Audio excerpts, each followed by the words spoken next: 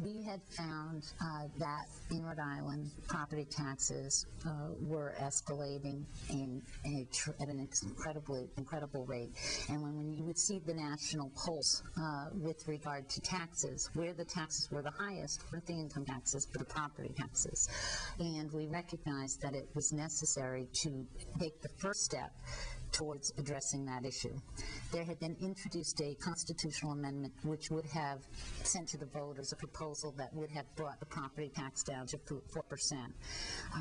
History tells us that that would have passed overwhelmingly. Voters vote when given the opportunity to approve decreasing of property taxes.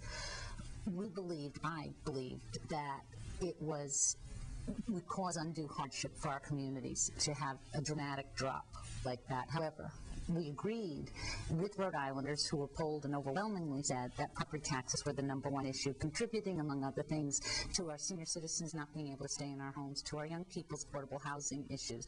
In fact, the Rhode Island realtors were perhaps the #1 group lobbying on this issue. We crafted what was the first of what I believe is 2 parts, and I don't want to take too long now, but we crafted a statutory cap for property taxes, which took the current cap which existed, which was 5.5% on the rate, and change that to the levy and decrease it over a period of time until it reaches the 4%.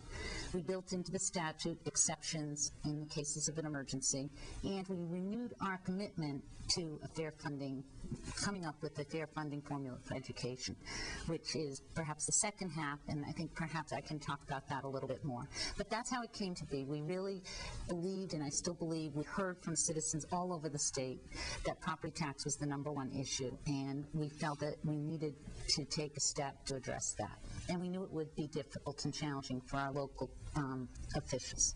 Okay, thanks.